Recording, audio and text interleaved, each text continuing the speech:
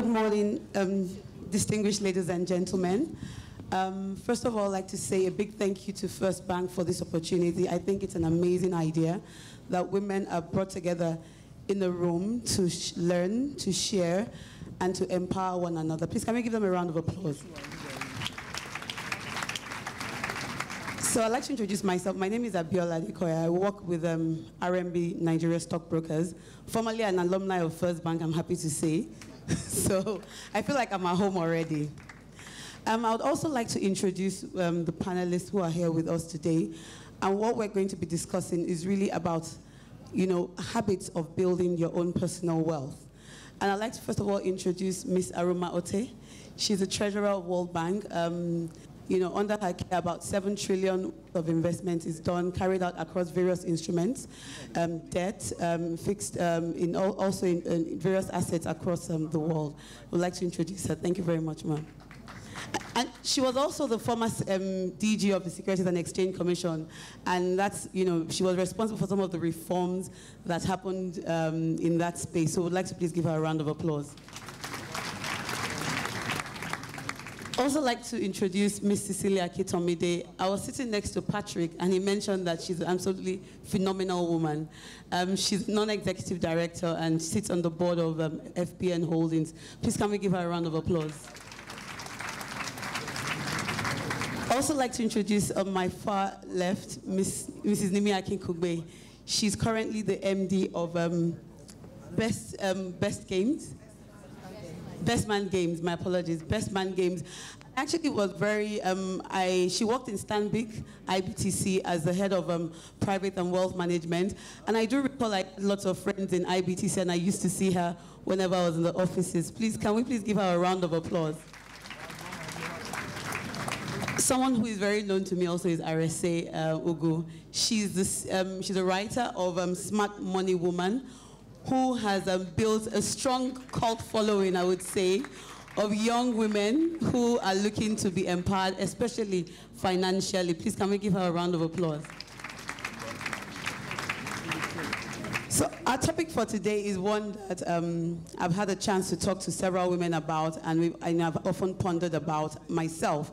A bit of my experience, I worked in banking for a few years, and I think in my 8th year of banking, I realized that I didn't have any savings. And, for someone that worked in banking, that was shocking.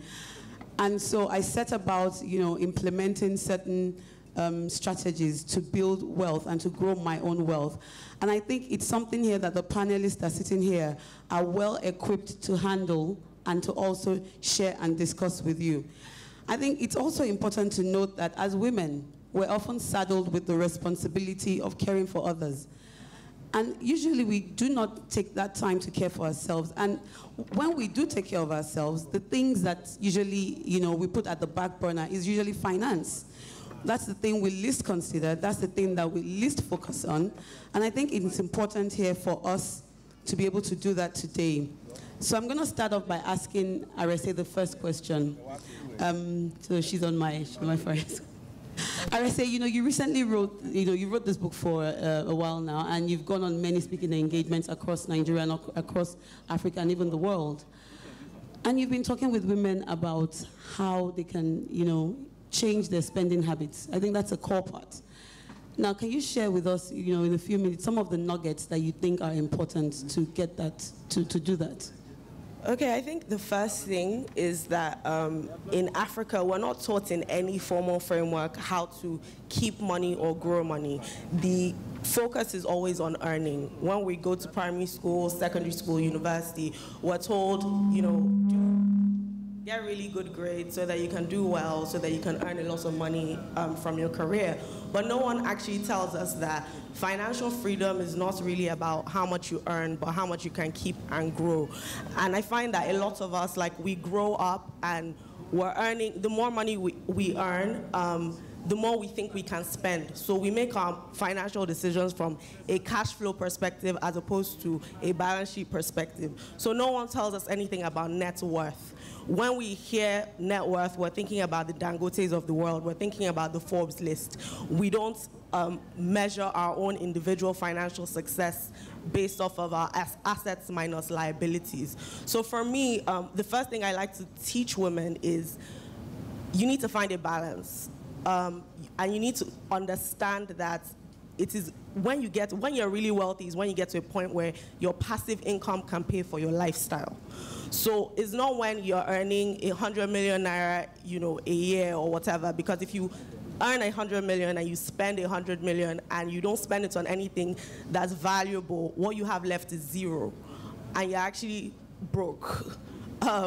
So the first thing for me is finding that balance. So one of the things I personally like to do is tie my hustle to investing and spending. So for example, I can say, if I give myself a profit goal every quarter, if I meet it, 50% of the income that comes in from that money will go towards investing in an asset that can bring me money in the future, and the other 50% can go towards spending on a lifestyle goal that makes me feel good or look nice.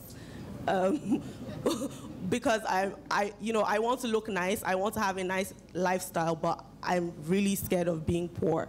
So it's about finding that balance. Thank you, Arese. I think at the point where she said that, you have to look good, I think that's some of the challenges that women tend to have, is that how do we balance that? I mean, are there any women here who agree with me? How do we balance, saving and investing for the future? At the same time, why not compromising on the things that are important to us, while not compromising on the things that, make us who essentially we are? So I'd like to go to Mrs. Akinkugbe and ask her a question. Now, Mrs. Akinkugbe is one of the most, I envy her. She left, banking after 23 years, but she's really, living a relatively comfortable lifestyle. In fact, I would say she's, her lifestyle has even increased and grown from when I remember her in banking. So it means she did something well. It means that she took some steps and some decisions that enabled her to not, downgrade her lifestyle while being out of banking. I mean, she still does business quite all right, but, there's something about steady income that can maybe sort of make you lazy when you're on your own. So, Ms. Akinkugbe, we would like to find out from you, how were you able to do that? What did you do? What steps did you take? Okay. Yes, there's this false premise that everyone's got to be an entrepreneur. It's quite dangerous because entrepreneurship just isn't for everyone. So I stayed in one institution for 21 years. Don't be like me, I'm not saying you should stay for 21 years, and then I was another for 2.5. When you get used to that steady, structured, fantastic income, the free tickets, the lifestyle, you can get really caught up in that. You have this false sense of security. I was very, very careful very early on to know that that would end at some point. So that meant I was deliberately, just as Arese said, every bit of money I got, I was saving about 50% of it. When most of your perks, when you're a corporate person, a lot of things that you take for granted are being paid for. You have accommodation, you have a car, you have a driver at senior levels, and even as you're growing up the value chain. So it was about saving aggressively. I did not just leave. I left when I had savings to sustain me for a certain period. I wanted to be able to stay home if I felt like it for 12 months. I was not ready to go into entrepreneurship immediately. So I wanted one more job. But I didn't want to be forced to go into the first job that came. A lot of corporate people jump into entrepreneurship, and very soon after, they're desperately looking for the next awful job that comes along just to make ends meet. Okay, so you need to be very, very careful. But it's, as Arese said again, saving in investing in assets that can generate long-term passive income. Property is awesome. But it's not all property. It's about investing in property in the right location, property that you have researched on, you've got the documentation, so that you have something tangible. It's also about the stock market. I love the stock market, and I'm glad that Dr. Salami mentioned that. Don't sit on the sidelines. If something is at a bargain price, then you buy it as a bargain price. We're all going shopping tonight. I heard it's Black Friday. Who's shopping today?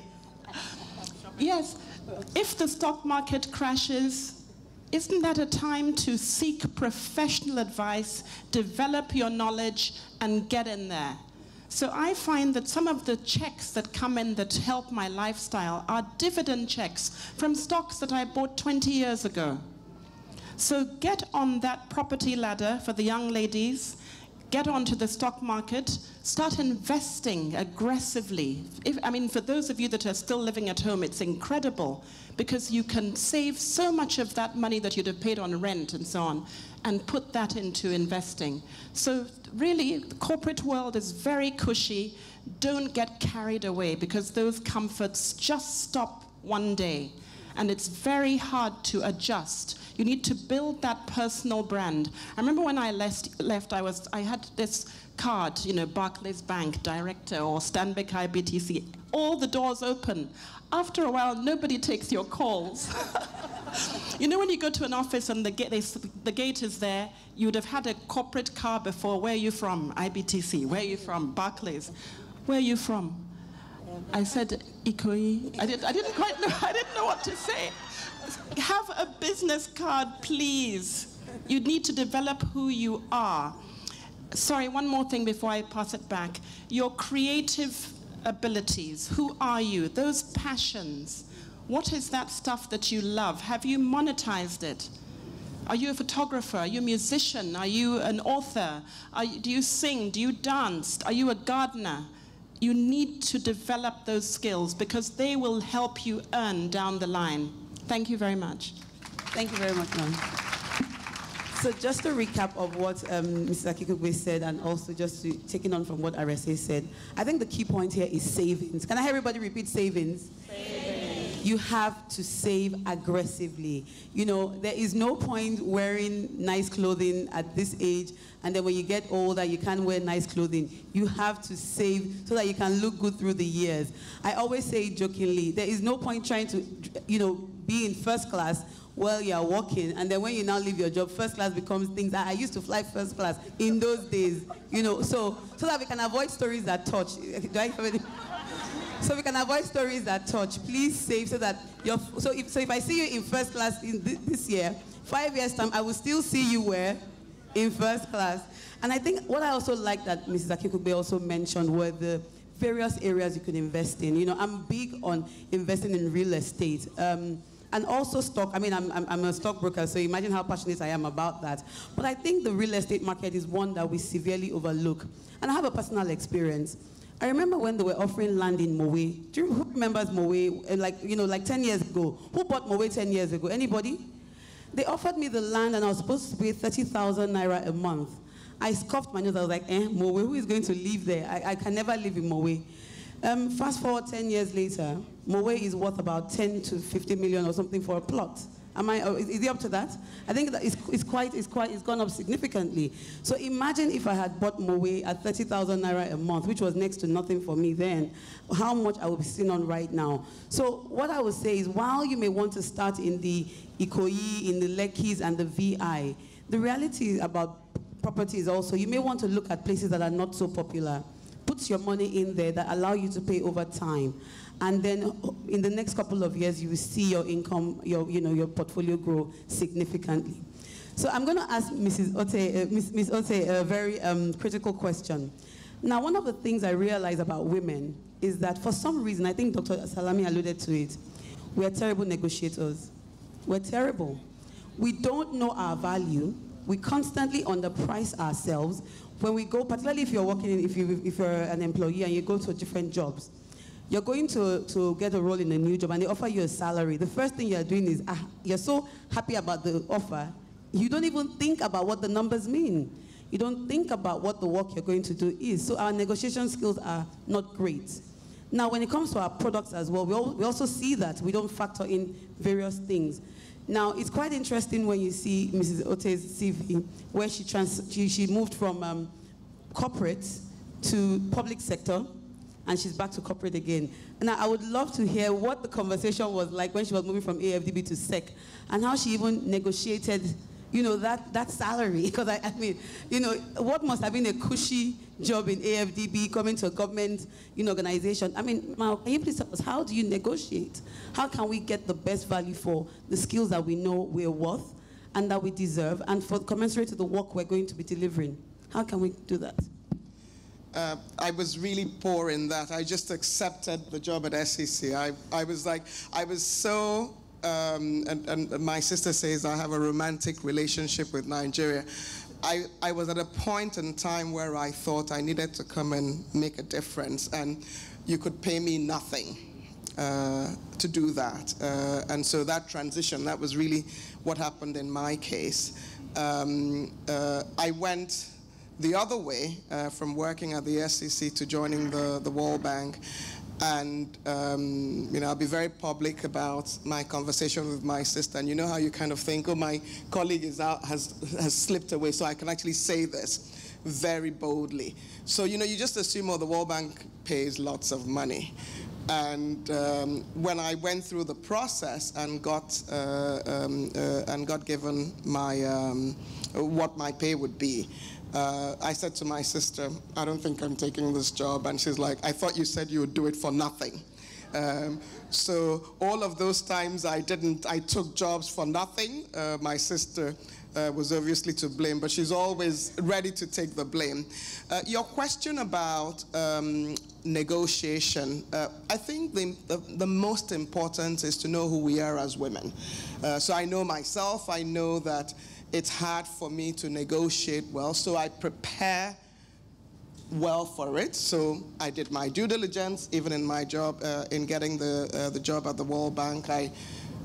People are very careful about pay, sharing their pay, but the World Bank actually publishes the pay of very senior people as part of their due diligence on the website. So I asked somebody who told me, so I went and checked. I talked to people who I knew before, and multilateral agencies have tax-free salaries. So the first thing the person I was negotiating against said to me was, oh, it's a tax-free salary. And I said, remember, I worked at the African Women for 17 years, so I already know the tax-free story.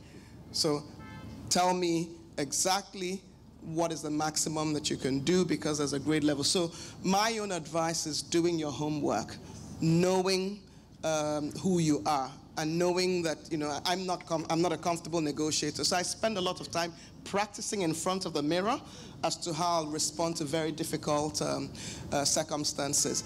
But since I have the microphone, I want to talk about investing as well. And I want to talk about investing from the point of view of starting early. I wish I knew what I knew today. I would have started earlier investing. I have many more commitments today because I'm older.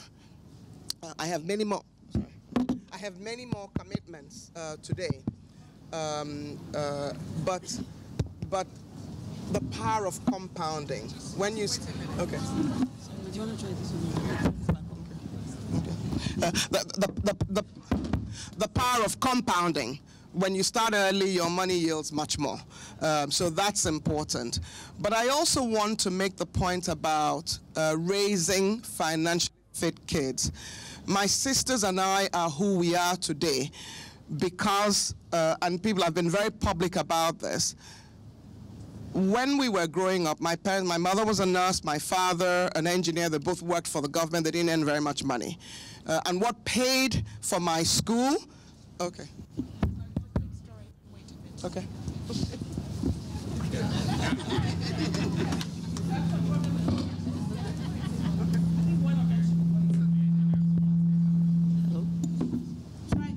Okay. So I'll start from, okay, now it's really loud. So I was saying that early foundations are extremely important. Of course, first, if you start early, you don't have to put away as much money, and it makes a lot of money for you in the future. So I wish I knew what I know today about investing. But I was lucky because I had parents who were both government officials. My mother was a nurse, my father was an engineer. They didn't earn very much money, but we had, holidays abroad and all of that. And what paid for it was actually their investments in the stock market. And some of what helped me when I ended up going to business school many years later was some of the investments that my father had made on my behalf. But I was saying that it is important as women to make sure that we're raising financially fit children. I remember at dinner table, after dinner, my father would make us take turns to read the annual reports of the companies in the Nigerian stock market that he invested in, and I used to be like so upset. And I would just read through it and all of that. But that investing, that culture, that doing it as a family, because a lot of husbands go and do their own investing, a lot of mothers, wives go and do their own investing, but showing your children how you build wealth from very early on is extremely important. So sorry that I did want to just add that. Thank you very much, ma'am. I think just to recap what Ms. Ote said, when it comes to negotiation, one of the things that's important is prepare. You must know what you're worth or what your peers in the industry are worth for those that are that are employees. And also, even for your products or your services, you must be able to, as Dr. Salami had already alluded to, you must know who your market is, what they're willing to pay. So you have to be prepared. And that's the most important thing that she said when she was talking about negotiation. But just to talk on how her experience with investing was, she did mention that start early. And I know some people are ruining themselves by saying, oh, but I'm X years, I'm 35, I'm 40, I missed out on this whole, process. It's never too late to start. If you invest 50,000 naira every month, at the end of the year, you'll be 600,000 naira. If you compound that on an interest basis of about 10%, you're probably going to be netting about probably 670 or thereabout at the end of the year. So you must start, no matter how old you are, no matter where you are, start early. And also, instill the financial discipline in your children. You want to also let them know what the value of the naira is. I think that is something that is extremely, extremely important. So I'm going to go to Ms. Cecilia, and I'm going to ask her a question regarding the legal part of, I would say, investing. I think one of the things that, women often tend to do is they tend to give people money and say, just invest for me. We don't tend to read the fine print. We don't read the fine lines of investing. We're not, the little charges here and there, what it means if we, do this or do that. We don't understand those covenants. And even also, when it comes to business, there are many business women here who enter into partnerships with others. You don't want to lose that business because you didn't, do the right things, dot the I's and cross the T's. So we're going to ask her, how can we be better prepared from a legal point of view when it comes to investing particularly? Thank you very much. It's great to be here. I know I'm part of the FBN and First Bank family, and I just think it's a bank that is doing great work in Nigeria, and I really want to encourage everyone that's part of the FBN family. Just keep on doing what you're doing, particularly what you're doing for women. Now, as women, wealth creation and growth is not, I would say, the first instinct. Our instinct is always one that's nurturing, one that's administering, taking care of many with little, but not growing that little to a large wealth portfolio. We actually sometimes think it's bad to be rich, but we want everybody to be fine. And when we go into investments, it's not for play. It's your every naira is important. So you have to have the end goal in mind.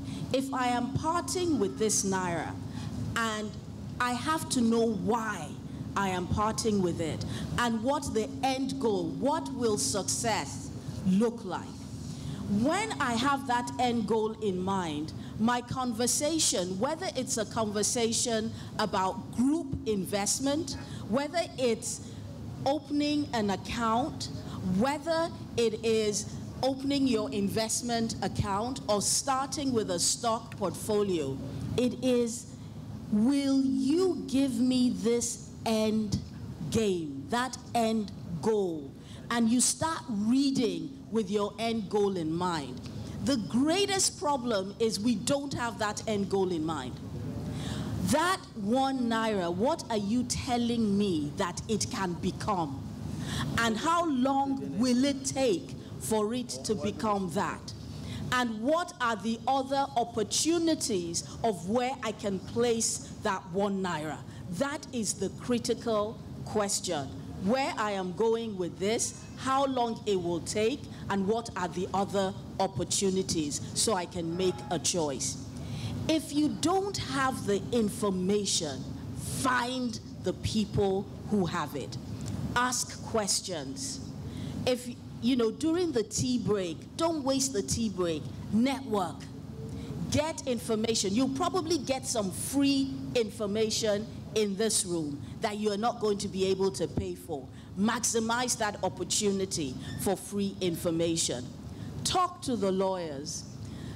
Not a lot of schools have legal departments that do pro bono work, but find those that do it, that give legal advice for free. Where I went to school, we all cut our teeth on business advice by going to the legal clinic, where we provide advice to people for free. Get that information. And then look, if you're not educated, find somebody that is educated and ask them the questions that, you know, questions based on what is, you know, knowing your goal, how long it will take, what are the possibilities of losing all my investments. Find somebody who will read whatever document. Don't just listen. After you've asked the questions, whatever document you're given, read it. If you don't understand it, find a lawyer, find a business a business advisor that will explain it to you. But take it seriously. You know, there are people who feel that being demanding in asking questions, you're a nuisance. You can never be a nuisance about your money, no matter how little. Value your money. But your end goal is that it must grow, it must multiply. So ask the questions.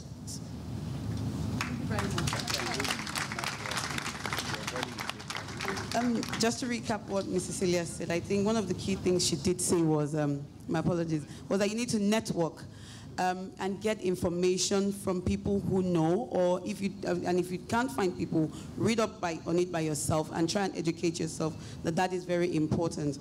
Also get business advice from those that are around you who are more knowledgeable than you are. I think that is very important. And I think you're not in a better room filled with women, particularly, who have more knowledge and who are willing also to share that knowledge with you.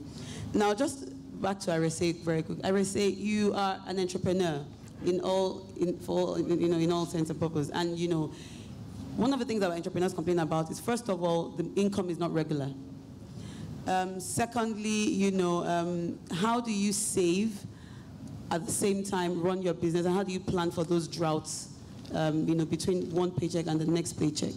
So we'd like to ask you, how do you combine both? What do you do? Any tips and maybe practical tips on what you're doing and how you're investing that means that when there, you know, income is not coming in, you're still not, you're still able to live? Okay, for me personally, what I like to do is pay myself a salary. Because a lot of entrepreneurs, they don't separate their business income from their personal incomes. So if you don't know what your personal income is, then you don't know what percentage of it you have to save, right? And then another thing you could do is set profit goals and say, I'll take a percentage of my profits as my salary. So that way, if I make more money, I can keep a little bit more for myself. So your hustle is sort of tied to how hard you work. But the thing I want to talk about, like in terms of like entrepreneurship and income, is that a lot of entrepreneurs that I've been privileged to be around these days, especially women, they're very creative, they're very good at what they do, but they're afraid of profits. Like they're afraid to charge. They think that because they're good at what they do, they're married to the idea, they don't really think about the financials of that underpin the idea. So they're not focused on profits, they're focused on what they're doing. So the marketing, the production. But if you don't know what the numbers are, you are not purposeful in the way that you're hustling. Permit me to use that word, Mrs. Awoshika. You're not purposeful in the way that you're hustling. So as an entrepreneur, the only way that you can save is if you have an income to save from. And the only way that that income can become consistent is if you are strategic with your pricing. If you understand that, you know what, I have a great idea, but who is going to pay me for it?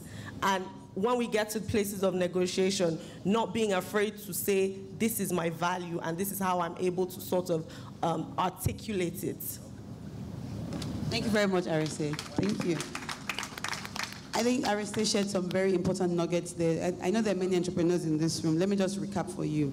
The first thing she said was separate your personal income from your business income. That is so key.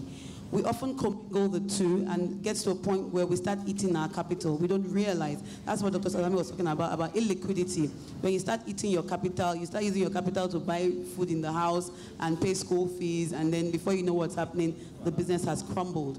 I think the second thing she also said is do not be afraid to charge. It's part of what I was mentioning about negotiation. Know your worth. Your product is valuable. If your business is a service business that doesn't involve a product that you can touch, your, who you are and what you deliver is valuable. Do not be afraid to charge.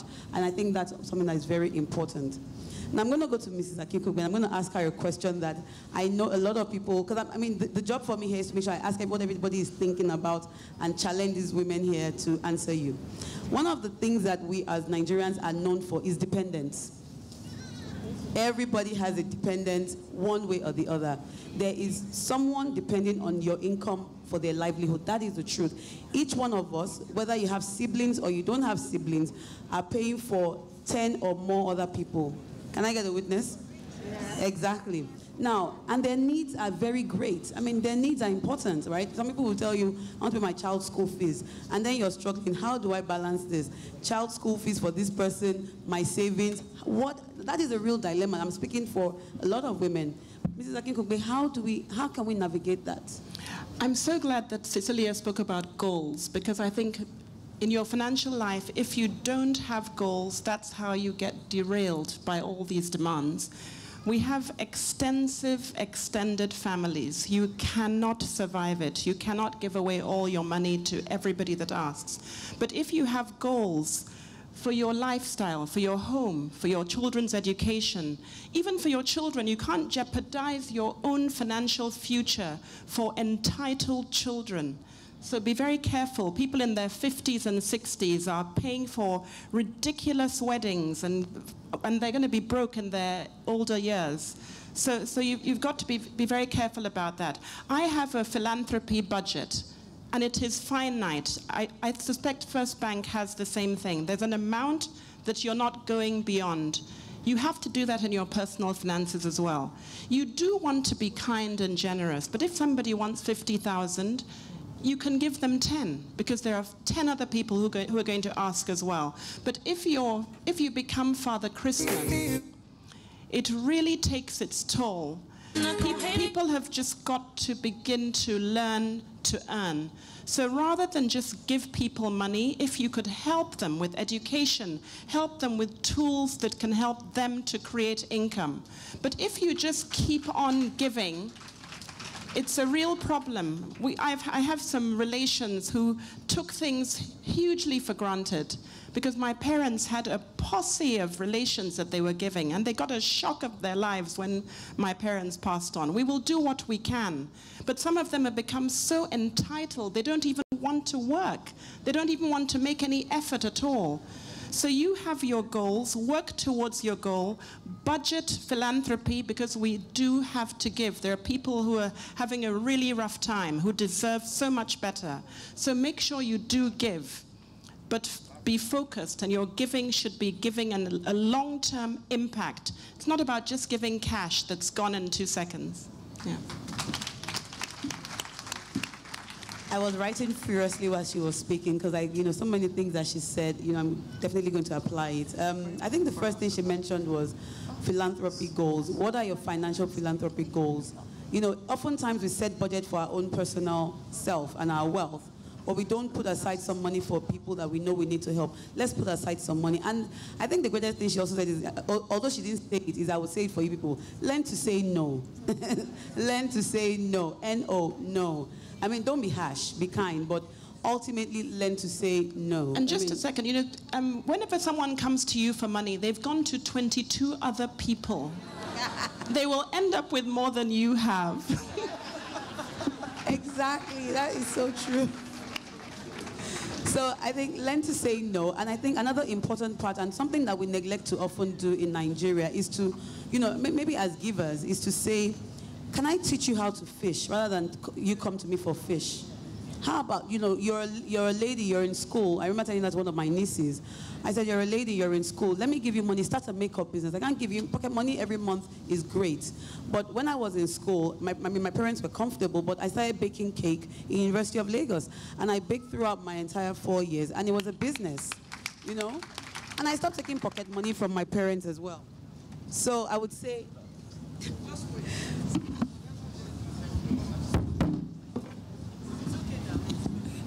so I would say, teach people how to grow in a skill. That is the better way of empowering them, because when you empower them, and that's one of the reasons why we're here, to empower women so that we can then empower other people. Because when they're empowered, they can teach others. Others can then go on and continue to replicate that cycle. And back to the World Bank reports, we'll move a lot more people out of poverty and more into the upper class, and where they can be, live sustainable lives. So I'd like to ask Mrs. Ote another question. I think you mentioned that you started investing. You said you wish you had started earlier.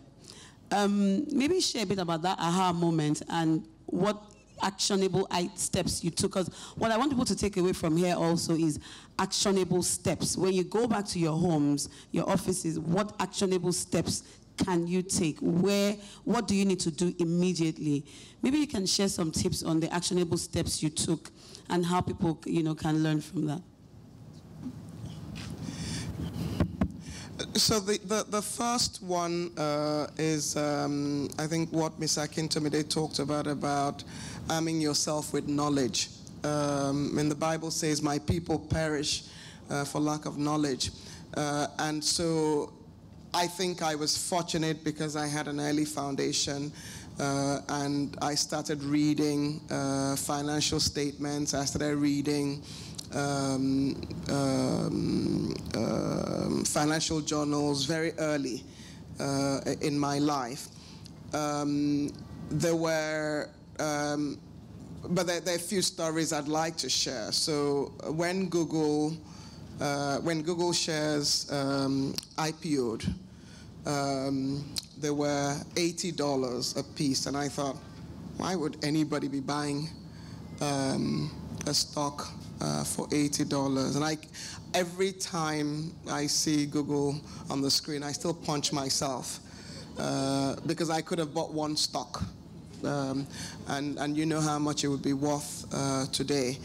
So understanding the different instruments of finance and what they mean, understanding your risk appetite, because also there are people who hear that. I remember when there are a few things that God did for me when I first arrived in Nigeria.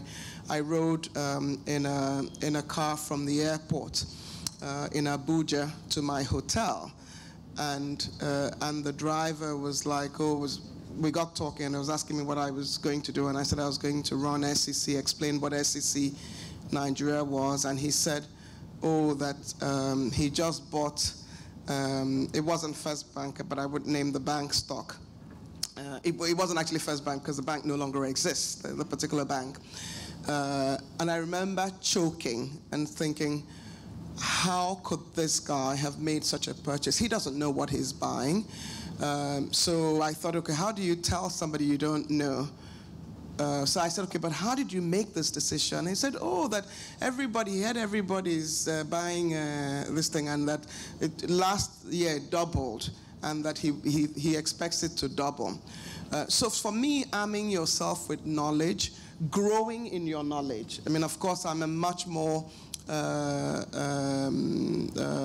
well-rounded investor today than I was when I was younger, but also learning from your mistakes, because sometimes people just shrink from a bad experience. What I think you should do from bad experience is make sure that that bad experience is profitable by saying, what went wrong?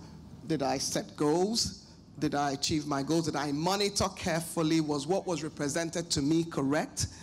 What can I learn for my future? So that would be another thing. So know thyself, build your knowledge, learn from your mistakes, and of course have a diversified portfolio. I mean, if you only invest in equities and you need money to run your business on a day-to-day basis, then you won't have the liquidity that you need. So having a portfolio of investments, understanding the products that you're investing in.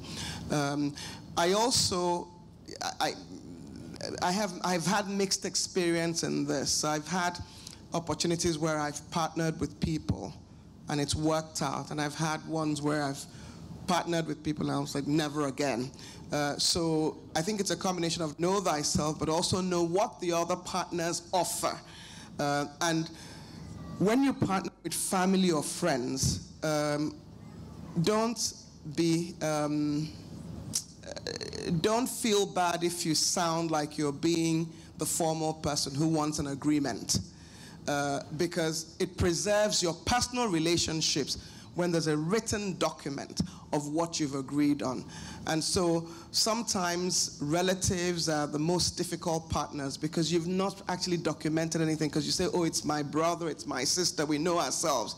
And then when things go wrong, it then destroys the relationship in addition to having destroyed your investment. So, and if you can't do it, have both of you go to a friend, who's a lawyer, or have another friend talk about their own experience, or say that at First Gem you learned that even if it's your family member, that it's important that you document exactly what it is that you've agreed upon and what could go wrong, and how you will manage things when things go wrong.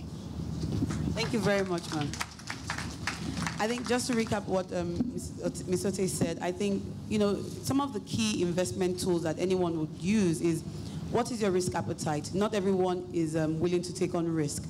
So for example, you could be risk averse. That means you're looking for safe instruments, or you could be willing to go to the stock market and, like Dr. Salami said, and, earn a return higher than what the market is doing. So know thyself. What is your risk appetite? I think the other thing she mentions are that there are different instruments. I can share with you some of the instruments. There's property, which we're all familiar with. There's equities, which is the stock market. There's also mutual funds. FBN Securities has an asset management firm that has many mutual funds that you can invest in, where you don't have to think about what to do. You just put the money in the investment, and then they decide for you what your way of money is best suited. And they have mutual funds that cover various asset classes. Another thing I will also add in terms of different types of instruments is also think about currency hedge. Now, one of the things that we also don't realize is that some of us are looking for our children or for our wards, for some sort of foreign education. You need to start investing in that foreign education now. So those are some of the things that you also want to think about. Have a mentality of, how do I plan my portfolio along the lines of foreign currency income. That way, when it's time to go to school, I'm not going to be looking for dollars here and there. I mean, the last recession that we had, many people pulled their kids from abroad to come back to Nigeria. You don't want that to happen to you. So think of instruments that you can invest in that can give you that foreign currency hedge. And I think that's very important.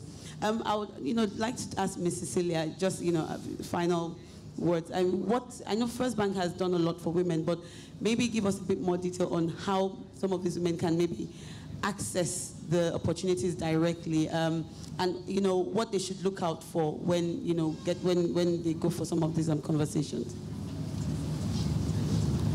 Okay, I'm not sure I am the best person that shall talk to you about the First Bank products. But what I'm going to ask Mr. Shobo is there someone that's in the room that really, and if that person is in the room, they should please stand up, that are willing to talk about the products to the women in the room. Because this is just a great opportunity, and they can please, sorry? There's a session on the products. So can I use the session to just talk about other things? So first, a lot of the women are creatives. You have brilliant ideas. You can sing. You can dance. You are inventing. Your ideas are only valuable if you protect them in the law. If you don't protect your idea, either through trademarks, through patents, or if you're a writer, through a copyright, even catch phrases, the moment you come out with it, somebody's going to take it and run with it, and guess what? They will protect it under the law as theirs.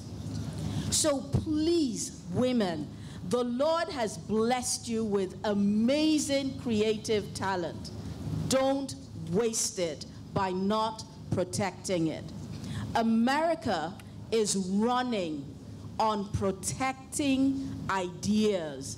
People are maximizing just because their ideas have been protected and they own that catchphrase, and nobody can use that phrase without them. So please, the second thing, I was outside of home for 30 years. When I came back, one of the things that struck me is that we're very social. It's a wonderful thing, but it is costly. So you have to be ready to break the mold. You have to be ready. Once you have your end goal, this is where I am going. And it requires discipline. I intend to create wealth. I always say to myself, when I walk out of the house, I can go anywhere in what I am wearing. So you don't have to change. I don't care what the Ashwebi is. If you want to have an Ashwebi budget, once you've hit that budget for the year, it doesn't matter who. It can be your sister. You'll say, if you want to buy it for me, you can buy it for me.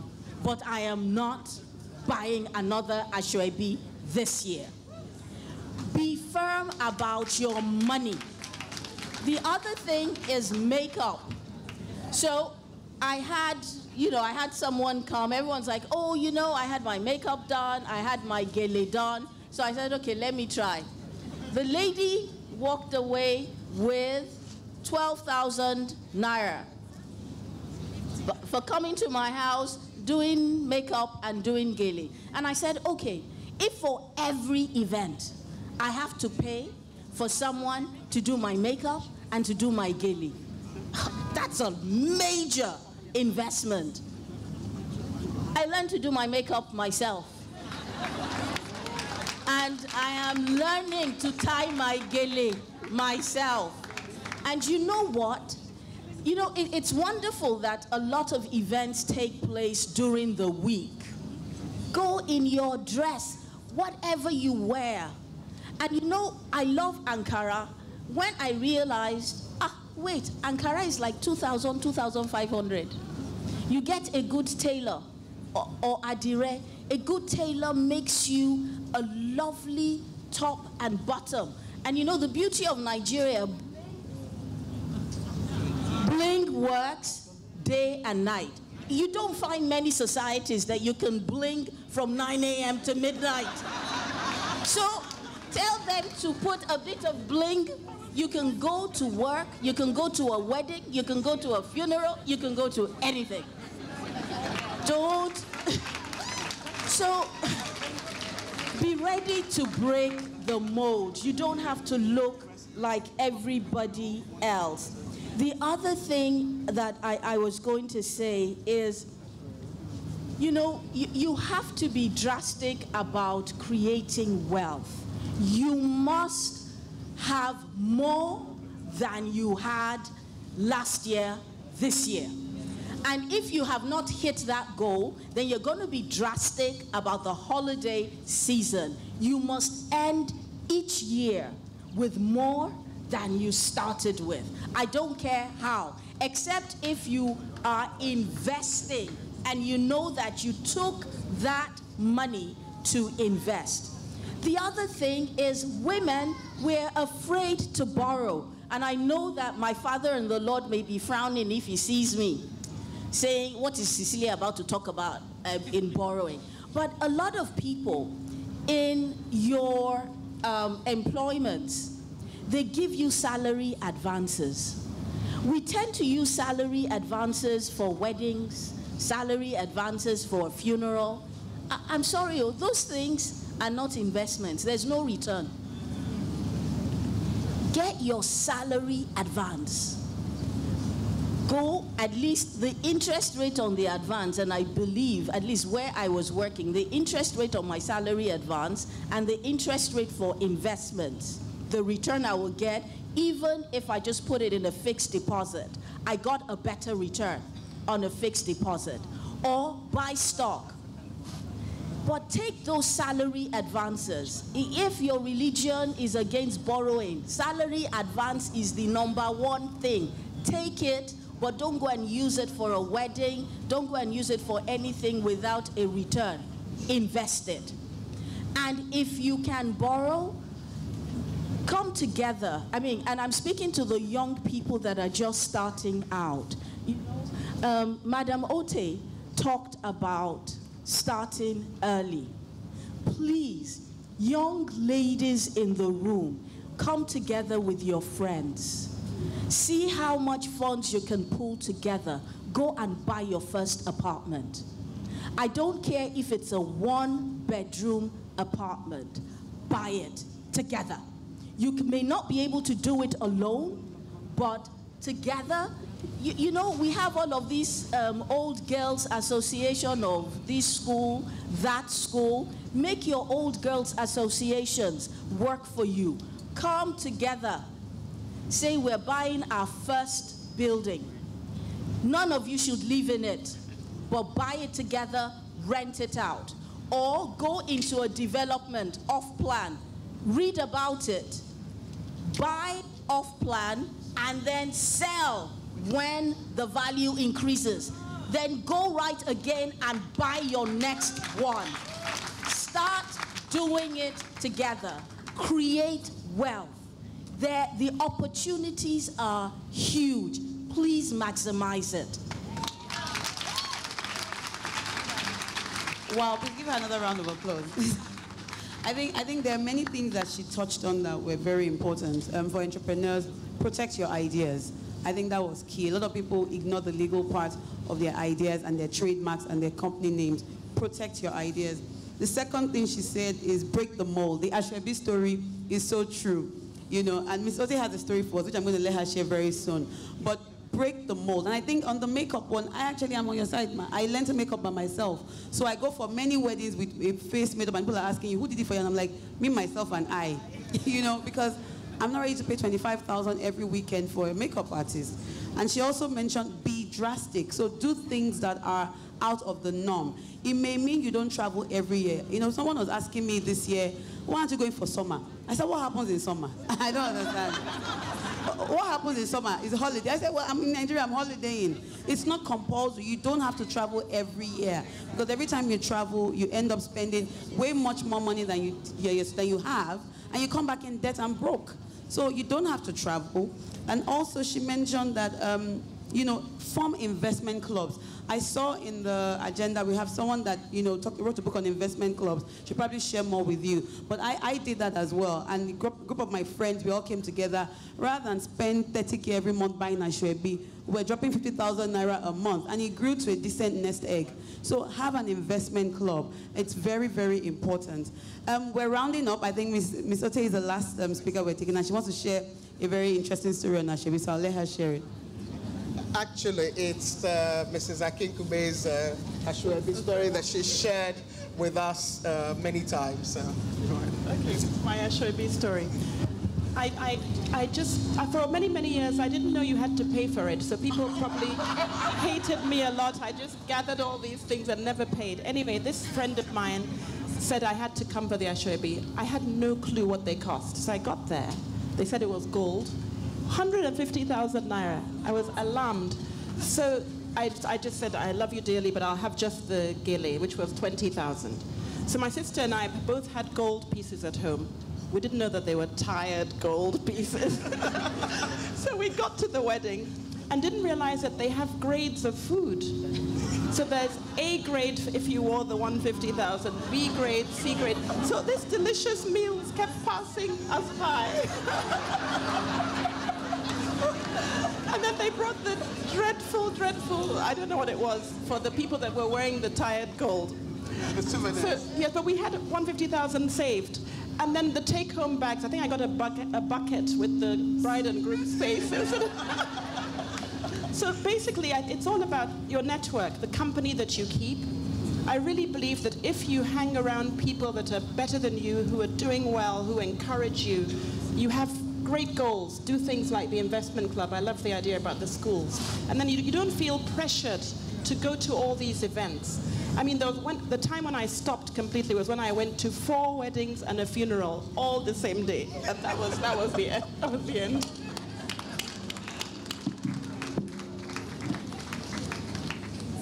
Thank you, Mrs. Akikube. I love that, you know, and there's a movie about that, by the way, 4 Weddings and a Funeral. It's actually a movie, you know. I would like to say thank you to the amazing women on the panel. They've done an awesome job. Yeah, thank you so much. I think we have some time for Q&A. We have 10 minutes for Q&A. I'm sure people are dying to ask questions, and the women are able to answer. So do we have any questions in the house for the panel? Okay, I want one from each end. 1, 2, 3. Excuse me. And just by the way, I need to let you know that there is a hashtag on Twitter, First Bank NGR. On Instagram, it's First Bank Nigeria. And then First Bank of Nigeria Limited on Facebook. And by the way, there's live streaming. Some people are already shifting on their seats. There's live streaming. So please, you can also watch online. And can our first question, please, madam? First question out here for the panelists. I think it's safer for us to walk out. You know, we've been sitting down for a while, so it will soon be tea time. Thank you very much. My name is Bumi Oke. I run an advertising agency, and I've always worked in advertising and marketing. Thank you for the opportunity to ask this question. I want a practical answer to investments about the fact that, well, you can see I'm a very young woman, so at my age, we have tried to take some risk in investing and not investing. But I found that many times I've only been saved by the skin of my teeth, by the time, maybe by divine intervention. I'll give you an example. My husband and I will invest a lot because I give him the specialization. But every time we were able to save our stocks was just by a miracle. Maybe a week before, we just had a week after that, maybe an investment of 10 million. Because we just removed it, maybe we want to invest in something else. The next week you just hear the stocks crashed that is now 3 million. So I asked myself, this same investment that they keep on telling us, so you have plan A, plan B, please enlighten us. It sounds so nice, as if we all didn't invest, though. We invested. But how to balance this investment, please? Thank you very much. I think we'll take all the questions, and then, you know, then... Okay. Good afternoon, madams. Thank you for the insights. Okay, so I'm Nneka Okonkwo. I'm a writer and productivity evangelist. I work to inspire productivity in women and small business leaders. Now, one of the issues I've found with inspiring women towards wealth creation is that we still have an environment that is very averse to their growth. So we hear things like, be careful about the choice of the spouse you make, and that's for people who haven't already made the mistake. But what happens? Yes.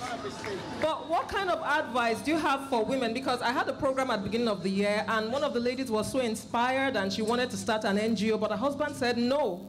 Another one bought a car, and it began to, cause issues in her relationship. So it seemed like they just came window shopping because they came to this wonderful program and heard these wonderful things, but they came home and then they are fighting and they can't just seem to grow. So what's your advice for such? Thank you.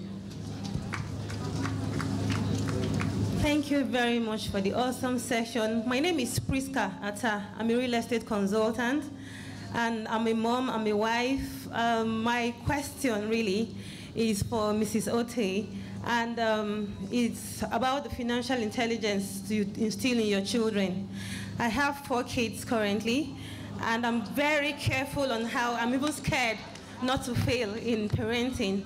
So it's a very, very important aspect of my life now because I am active in entrepreneurship, and I also don't want to fail at home. So my first kids, I have 12, 10, and a set of twins, 6. My question is, at what age do you start instilling this financial intelligence on the kids? What age do you start, and what are the possible journals you start exposing them to read? Okay. Can we take all of them first before you answer? Actually, I can group them together, or do you think we should stop now? No, we have 4 more people. So long as we are sure which questions are for who. We take them all together and the answers. Yes. Thank you. Okay, good afternoon, everyone. My name is Victoria. I am a shoemaker by profession, and yeah. Oh, they're in my bag, don't worry. Anybody who is interested should network with me. Hi. I make shoes, I make slippers and sandals for both male and female. So my question is, because many people are it could be anybody, I'm throwing it to anybody. So my question is, because many people are very, very, ecstatic that there's a girl cobbler or a lady cobbler, which is very rare. So many people want to invest in my business. So being that I'm very greenhorned about it, I don't know the steps to take for investment processes. Like, if someone wants to invest in my business, like, how do I go about it? We can't take it. How do I go about it? What do I do? The steps to take, like for both me and the investor to be happy at the end of the day. I get that. Thank you. Well, there's a session later for that, so I think we can discount that question. Right, there's a session for that. Thank you, Ma. My name is Rukoya Bisola. My question goes to Mrs. Cecilia. You're talking about us protecting our ideas. How do I protect my ideas as a young girl? Thank you.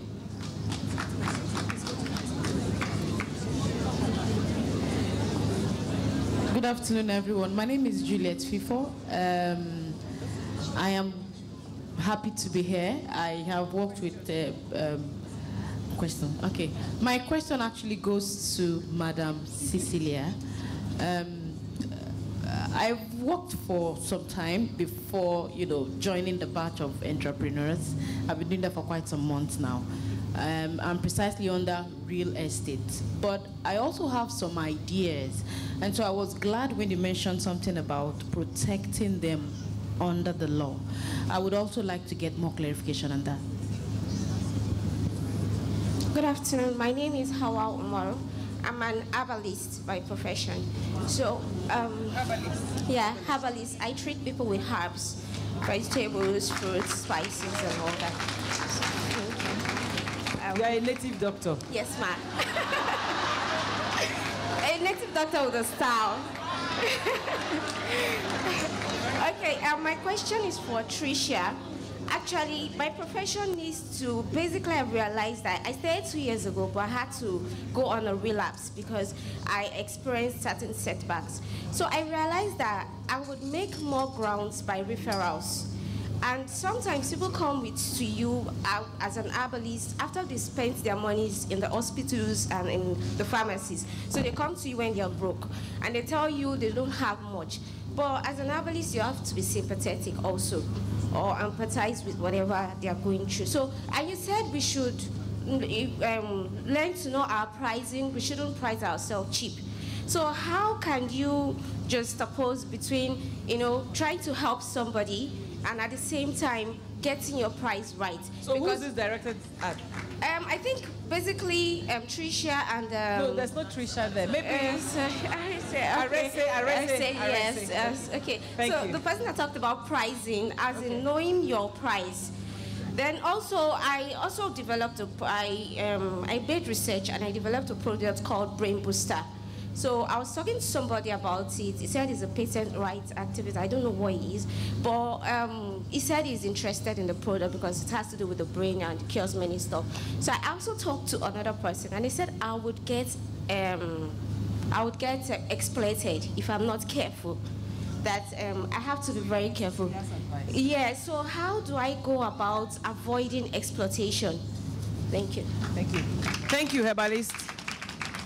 Good afternoon. That's for Cecilia. Good afternoon. I am Olakpeju. My question is for you, Arese. Just like she said,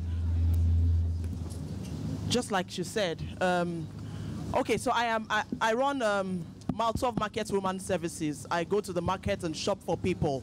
So my question is this: a lot of people always tend to price you low because they think you're just going to the market. How to recognize my target audience? I don't think I'm serving the right people yet. How to recognize them, how to get to them. Thank you. Don't worry. Thank you. They say free service. Don't worry. There's networking. You can catch them on the corner.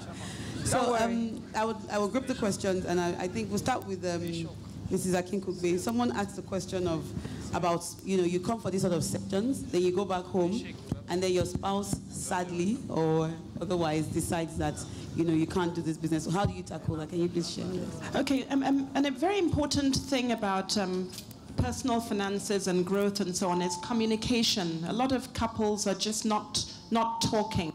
And for the young people here, this should start before you get married, so there are no surprises.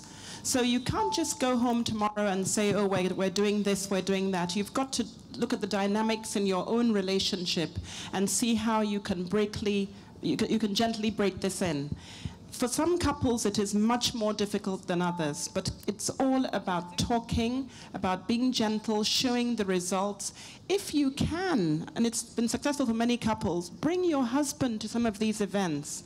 It really does help if you try to grow this family wealth together. And it all starts with family goals. What do you hope to have for the children? You want to own a home. You want to educate them. You want to secure retirement. They're joint goals. Your estate planning, these are things that you've got to think about doing in combination so that it's not threatening.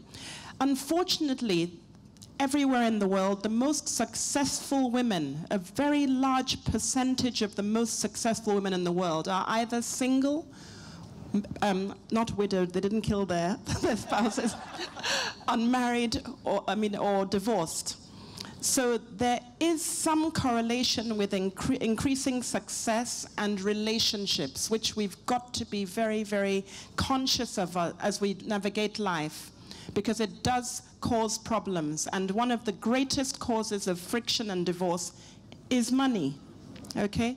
So it's something that you need to navigate carefully and bring your spouse or your partner in gently and be very careful and considerate about the conversation without being demanding, without being overexerting and so on. Sometimes we can be a bit aggressive, we can be a bit pushy.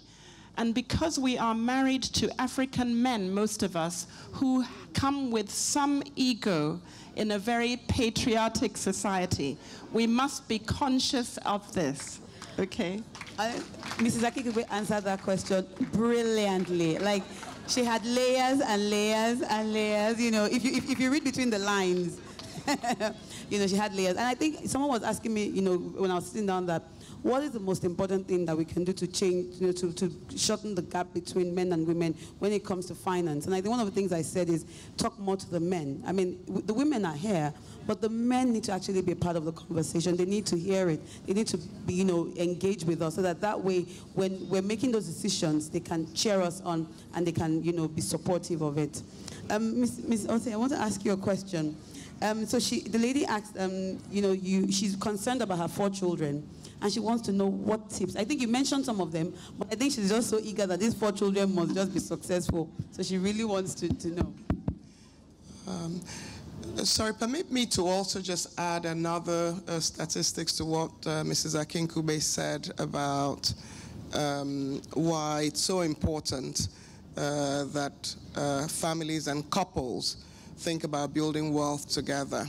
For a lot of, I think there's a research that's been done around the world that says that when women lose their male spouse or divorce, their capacity to handle issues declines by 70%. And so one way to convince the man is to also say, well, you know, we're trying to bring up children. We don't know what will happen in the future. So it's important that we're all equally armed. But I do think, like you, and I actually had mentioned it to the chairman of First Bank, we do need these sessions for men as well. And I'm glad that my adopted son is in the room and has been here the whole time. He came in from Abuja for this session. On the question that the beautiful woman who said she has 4 children and wondered where the children came out of, and maybe you should run a business of keeping us all fit, since you look so beautiful. First, I mean, I'll go back to my own personal example. When I was growing up, my mother had piggy banks, the big things where you throw your coins in. So I had mine. So as early as possible, having children understand the value of money is important. I talked about the discussions we had at dinner table. I think that no matter how young children are, if you have a day in the week, at least, I hope you have you have dinner with your children every day, but at least once a week, you should talk about your business. You should talk about, about money issues. You should talk about the world. We would, I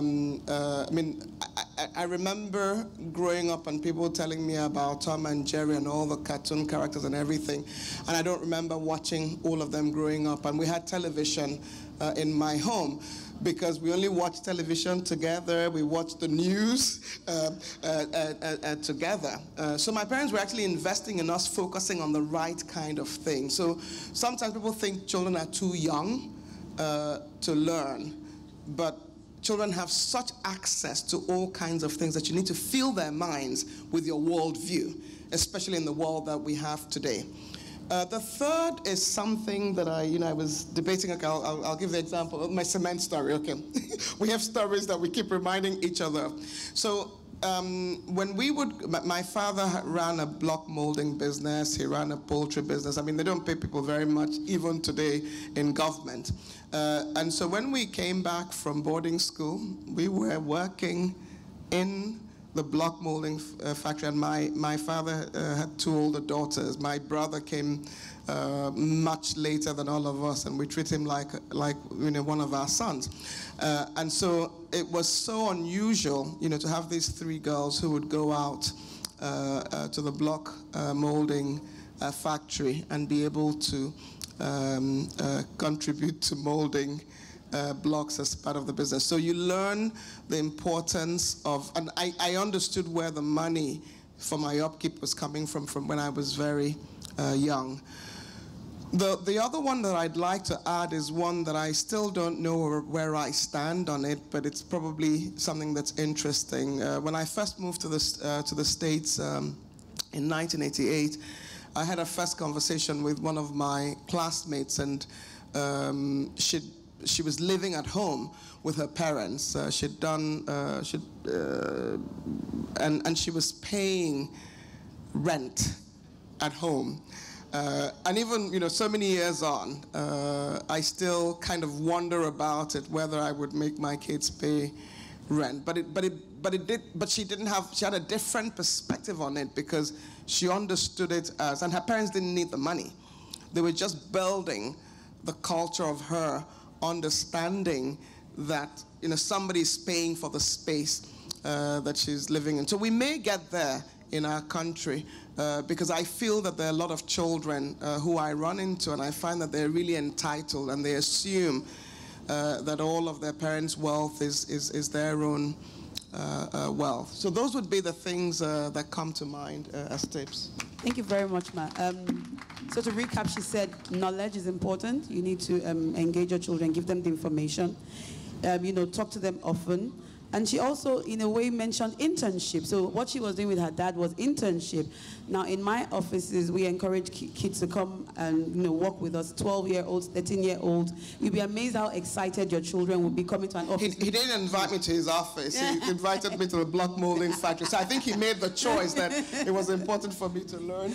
Yeah, well, so you could even bring them into your business. So if you're a business person, you're an event planner, you're a caterer, your kids can be in the kitchen. They can help you start imbibing those cultures, that culture in them. Internship, they're never too young. It's something that sadly is missing in Nigeria. Abroad, it's a bit more popular. I think the last one she mentioned was paying rent. I don't know where I am on that as well, as she said, but I think maybe you save the money, and maybe when your child is buying their first house, you can say, all the money you paid me for rent, this is what it is, and that goes a long way. I think the only other thing I will also mention is open an account for your children. First Bank has a children account, and nothing that kids like more than saying, is that my money? Kids love it. So open the First Bank account, commit some money to them, let them know when they do anything in the house, you're going to pay some money there for their job, for what they've done, and they'll be excited. You make them financially prudent very early on. So the next question was for Ms. Cecilia, and it was around protecting your ideas. These women are not going to agree. We are not going to let anybody steal our ideas from us. So I'll let her share some of her tips on that. She wanted to know, how do you protect yourself from being exploited? As well. Yes. The critical thing first about ideas, you have to see your idea as, and I'm going to use maybe like a legal term, it's a property. Your property can be brick and mortar. Your property can be somewhat intangible, that you may not be able to see or you can't hold it, but it is still valuable. So your idea either about a style, I'll give you an example. There's a lady sitting there with a patchwork skirt, patchwork Ankara skirt. In the beginning, whenever, you would sew, okay, madam, please, can you walk? I'm so sorry to do this to you. But, she has this lovely patchwork Ankara skirt. But in the past, patchwork, there was nothing like patchwork for us to wear, and the whole idea would be like, I'll say something in Yoruba, irepe asho, what is left, you just gather it together, you either use it to stuff a pillow, or you throw it away. But somebody had the idea to put it together, the fabrics didn't match, and voila, everybody is into patchwork. Now, if that person had taken that idea and say, this one, I want it protected as my idea. And under the law, your different types of ideas, from inventions to written work to songs, you have different protections, whether it's a trademark, whether it's a patent, whether it's a copyright, you can protect them under the law. For those that sing, I'll give you an example. There's a popular song, Blessed Be the Name of the Lord. The pastor that wrote that song is more than a millionaire. He's dead now. But he says he went and registered the song. Everybody that uses the song, and in whatever language, they pay royalties into his account. That is what he and his wife lived on till they died. So you have a song, you have a dance, you have a way of doing something that is different. Find out how you can protect it under the law. And you know, once it's protected and it's linked to you, that is where the value creation begins. So from your head, if you think it's valuable, you protect it, the value increases. Anyone that wants to exploit it or use it must do it at a fee. You get that fee. And we are going to, on the first bank, I'm going to sue that person that's responsible for our public address system. And I know it's not a woman.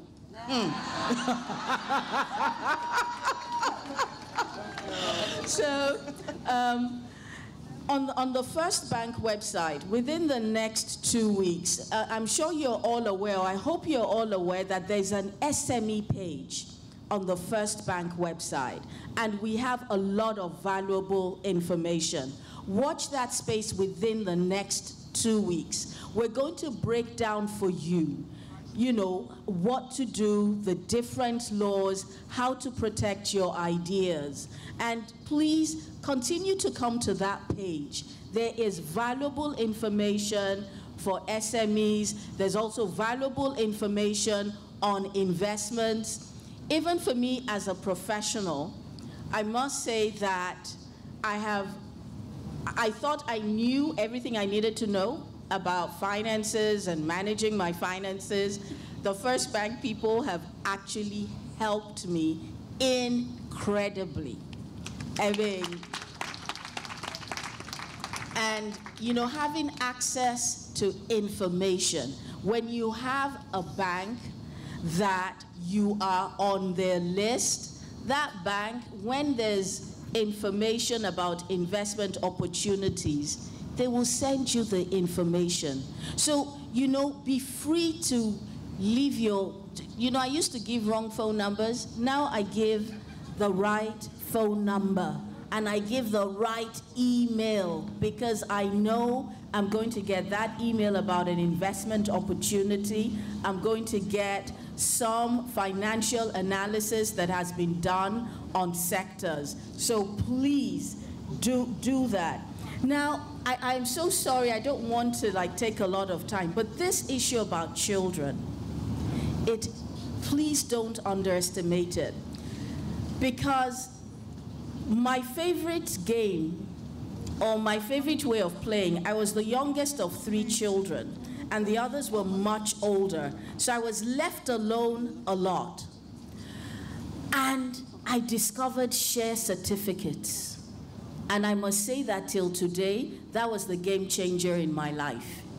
When I opened my father's briefcase where he kept his share certificates, and I asked him, what is all of this paper? And he explained to me, and he was always going for board meetings. So the man came back home one day and saw me sitting down, and I placed the share certificates around me, and I was having a board meeting, you know, and you, what do you think? And you, I don't think I agree with that idea. Today, my financial career has been around boards, whether at the African Development Bank or at the FBN Holding, but it started at age 7. And it started because a father looked at me and said, okay, I will answer her questions. And when I started playing games with his share certificates, you know, first, I can imagine the irritation that you go into my room, you open my briefcase, you bring out my financial, and you're talking to yourself. Are you mad? But you know, it was like, okay, he encouraged it. And that encouragement is, I would say, the story of my life till today. So please, even in the games your children play, that Monopoly game for Best Man Games, pick up Monopoly Lagos and let your children play Monopoly and have conversations around financing with your children around Monopoly. The other thing that also was the game changer for me was when I was told I was an investment by my father. And he said to me, every time I give you money or I pay your school fees, yes, I should be paying your school fees, but remember, I can take the money, I can buy a car. I can take the money, I can build a house and rent it and get returns. So as I educate you, you must give returns back to the family. And that changed my perspective about my life, that my life is an investment and there has to be returns. So teach your children. Thank you very much, Ma. Arisa, you have 3 questions, I think, to answer. I can just give you a recap so you don't forget. I think the first one was on investment types and hedging. The woman was quite mortified about the stock market. I can give her some tips afterwards. I think the second one was about how to price yourself. You did mention that before. And I think the last one was about, referrals and how do you sort of build a network. Yes, so please. Okay, so with the first question, what I find is that a lot of people, when it comes to investing, I get questions like, Arisa, what can I invest in that will make me money quick, and I will not lose anything? But the question what I always throw back is, why are you investing? So what I find is that most people, they have one savings bucket for everything. So